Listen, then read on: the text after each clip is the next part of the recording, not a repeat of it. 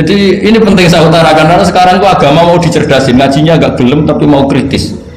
Itu bahaya betul. Makanya innama ahlakal ladzina min qablikum kasratu masa ilim, karena banyak pertanyaan. Ini bahaya betul. Mau Allah dievaluasi. Allah? Makanya saya termasuk gak senang ketika ada sholat gini peregangan apa pernapasan, terus kalau sujud apa saya tidak senang. Saya senang saya gini, nanti sholat lama-lama fungsinya kayak senam yoga.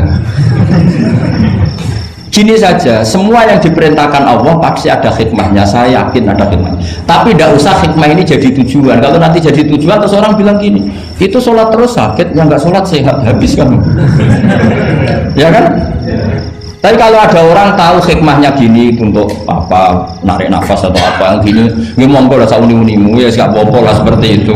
Tapi kalau jadi tujuan, jadi ya sudah, yang benar sholat itu apa? Sholat itu bukti ketundukan sama Allah Subhanahu wa ta'ala. Wasjud waqtarib, kalau berani sujud berarti insya Allah dekat sama Allah, karena itu bentuk tawaduk, bentuk tadallul, bentuk ubudiyah. Fadkhuli fi ibadi wadkhuli. Lalu kok terus dianalisis ini fungsinya gini, wah repot. Nah nanti kalau ada senam yoga tandingannya lebih efektif, saya jantungan sujud kok nggak ngefek, tapi setelah ikut yoga kok ngefek. Saya loh ya, orang boleh nggak berpendapat sependapat sama saya, tapi kalau nggak sependapat keterlaluan, yakin. Karena dari saya jelas yang namanya wasjud ya Pak, udah ada di hadis di Quran, wasjud wa tasfu, sujud dan kamu menjadi nggak ada yang ada ya wasjud. Saya kira demikian. Assalamualaikum warahmatullahi wabarakatuh. Apa langsung selesai aja? Ya. Masalah keimanan. Tanya apa ngeluh? Kalau tanya apa ya gimana? Masalah keimanan tentang qada dan qadar. Oh iya. Kalau qada dan qadar itu kita sudah ditentukan oleh Allah, kenapa masih dimintai pertanggungjawaban nanti kan? Oh iya. Betul. Ya seperti mukadimah saya tadi ya. Jadi ngaji itu harus kafah. Kafah itu artinya komplit. Jadi Nabi dalam banyak hal yang momennya tepat ya menganalisis dengan qada qadar, tapi dalam banyak hal juga melarang orang membicarakan qada qadar. Jadi misalnya gini, kamu kadung ditakdir pernah punya dosa dan kamu ingin tobat, maka dosa yang masa lalu anggap saja qada qadar, terus keinginan tobat itu anggap aturan syariat. Jangan lalu setelah qada qadar kamu tidak berkeinginan tobat. Ini penting saya utarakan karena Nabi itu menghentikan pasti dua kali. Saya jamin di setiap konteks sosial Nabi pasti menghentikan dua kali. Dua kali itu dua solusi. Nabi pernah menghentikan idza dzikiral qadar fa'amsiku wa idza dzikiru ashabi fa'amsiku. Jika umatku telah menjustifikasi qada dan qadar fa'amsiku, kamu jangan ikut-ikut. Karena nanti akan yang zina nggak apa-apa, saya sudah qada qadar, yang maling ya nggak apa-apa karena sudah qada. Wah bahaya, bisa hancur syariat kalau seperti itu. Tapi ada banyak hal yang Nabi mengisnadkan itu ke qada qadar. Kayak cerita Nabi Musa dan Nabi Adam. Ada kan di hadis Sahih itu jelas. Ini dengerin, ini betul di hadis Sahih. Nabi Musa itu saking Israelnya, memang beliau orang apa? Pertama, semua Nabi kan pasti ngalami diangkat ke alam roh. Nabi loh ya, tidak sampean Nabi. Sama tidak usah ambisi begitu, Nabi ini. Ketika beliau diangkat di alam roh itu ketemu Nabi Adam. Padahal Nabi Adam kan Abul Basar, tokoh utama ada. Pertama ketemu langsung ngomong gini, anta Adam, kamu betul yang namanya Adam? Ya saya Adam. Antal ladzi akhrajtan nasa minal jannati wa asqaitahum. Siapa hadisnya? Antal ladzi akhrajtan nasa minal jannati wa asqaitahum. Gara-gara kamu orang enggak hidup di surga. Jadi kalau sampean marah gara-gara kamu, saya harus cari uang sampai Korea gitu. Coba kalau kita masih di surga, enggak perlu kerja di mana? Karena semuanya tersediakan, nggak punya istri jelek, semuanya cantik karena bidadari. Gara-gara jenengan kita harus keluar di bumi dan keluar dari surga. Nabi Adam itu karena orang sepuh ya, beliau santai saja. Anta Musa, kamu betul Musa? Ya saya Musa. Anta Kalimu, ya saya Kalimu. Anta Sofio, ya saya. Nabi Adam masih muji-muji. Ini pentingnya orang bijak. Jadi kalau sama nanti ngelawan saya tetap bijak insya Allah. Tapi sampai bisa neraka, ngelawan dia itu dosa. Dosa sekali, bukan dosa biasa, sangat dosa. Nabi Musa, Nabi Adam masih anta Sofiyo, anta Kalimu. Bukankah kamu melihat di Taurat bahwa saya akan dosa? Dan akan dosa saya sudah ditulis 40 tahun sebelum saya dosa. Iya ya Musa. Iya ya Nabi Adam. Ya betul gitu. Berarti kamu mengkritik saya. Atalumunani fi amrin qad qadahu. Kamu mengkritik saya, menyalahkan saya dengan sesuatu yang sudah digodok-godok oleh Allah sebelum saya lakukan. Jadi sudah ditulis sama Allah 40 tahun sebelum saya salah, sudah ditulis skenario nya nanti Adam akan salah terus keluar dari surga. Memang dari awal skenario nya seperti itu. Itu ibarat istri kamu sudah tahu ini kalau miskin setia, kalau sudah kaya nanti pola, itu sudah tahu. Tapi anehnya istri kamu ketika nyata pola kok tidak siap, padahal sebetulnya sudah tahu gitu ya kan. Makanya saya kalau ngaji di mana-mana bilang kelirunya orang Indonesia itu satu, kalau ilmunya terbukti itu tersiksa, itu kelirunya orang ini. Semua cowok tahu nggak, semua lelaki tahu nggak, kalau nggak pernah nafakoi diomelin, tahu nggak? Tahu. Tapi ketika itu nyata nggak siap. Harusnya ketika nyata diomelin, alhamdulillah ilmu saya benar.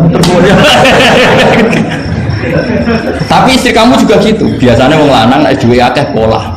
Terus denger sampean mulai cinta orang lain. Harusnya kan alhamdulillah ilmu saya benar kan. Artinya gini, manusia saja bisa memprediksi. Kan nggak mungkin kita nyifati Allah nggak tahu Nabi Adam salah sebelum nyata-nyata salah, tentu itu tidak mungkin. Nah maknanya kodok-kodar kira-kira gitu, Allah itu tahu apa yang akan terjadi. Tapi tetap saja ini nggak boleh dipakai justifikasi untuk maksiat. Makanya jelas aturan Quran, saya mohon kamu nggak boleh salah. Ini nanti saya baca, saya hafal tapi ini biar tamu ayatnya.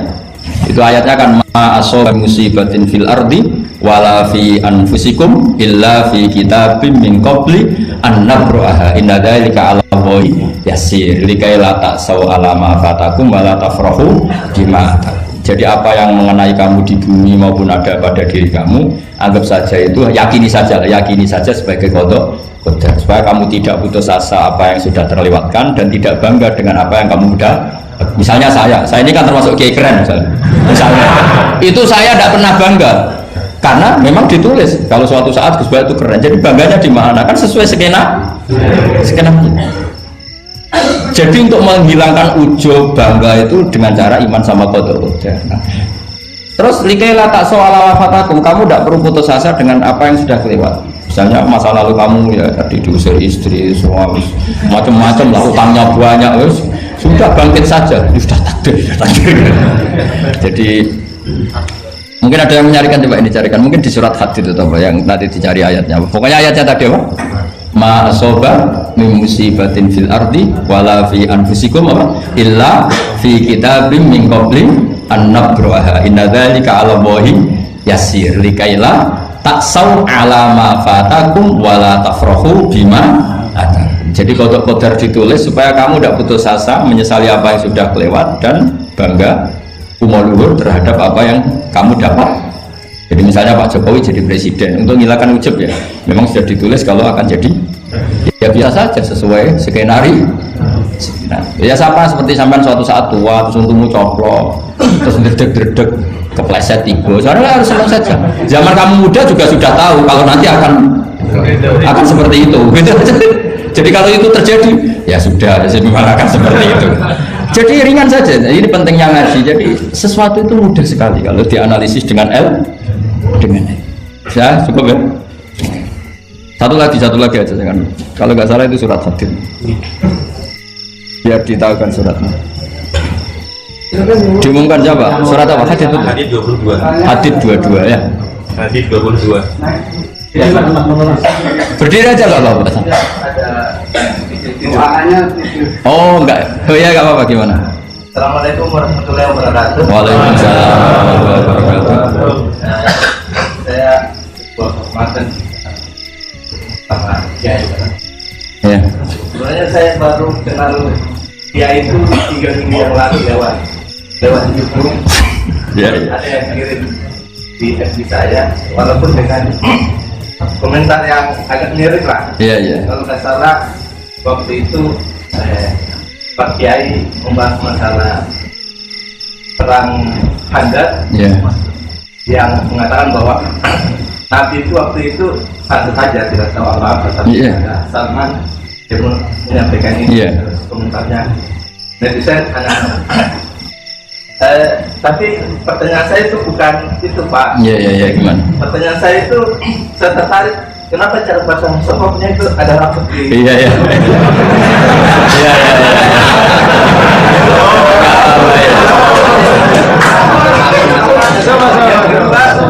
Yang kedua, sebenarnya hal umum.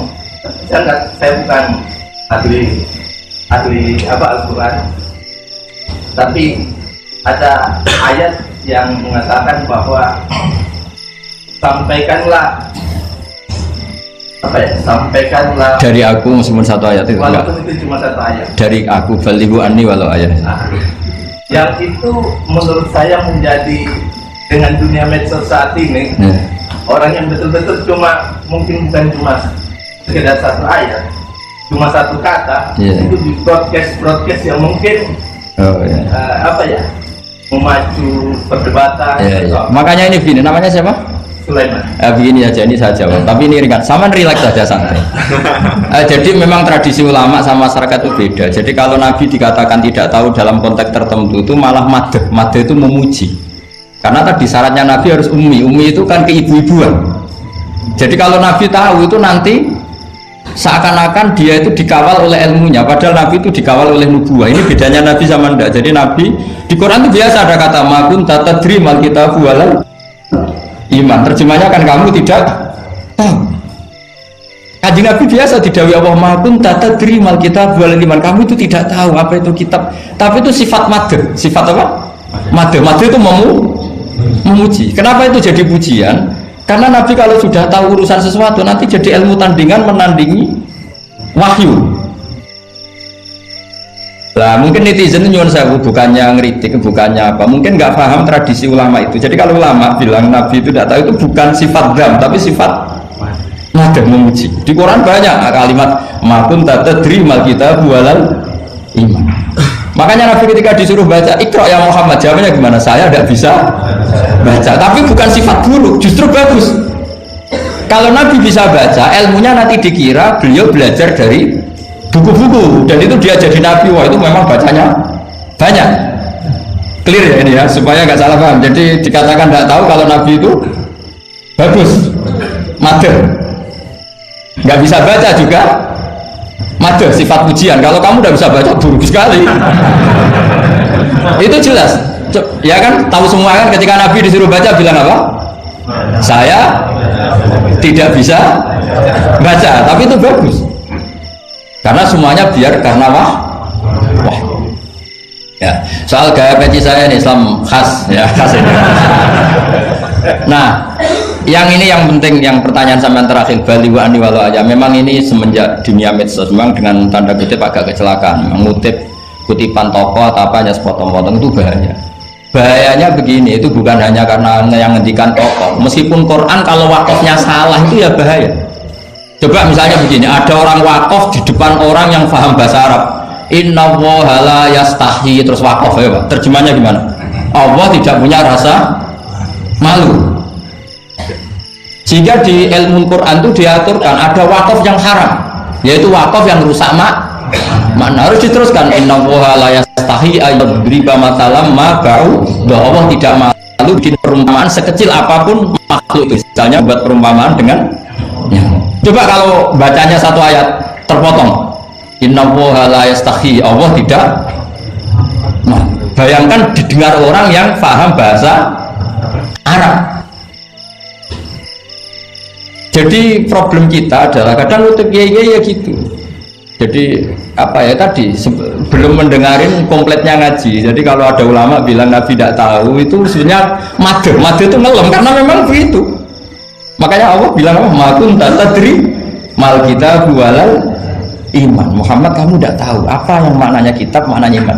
Tapi nggak tahu ini untuk Nabi kelebihan karena kalau Nabi tahu dulu berarti ilmunya sebagian diserap dari Taurat dan Injil, dari yang macam-macam.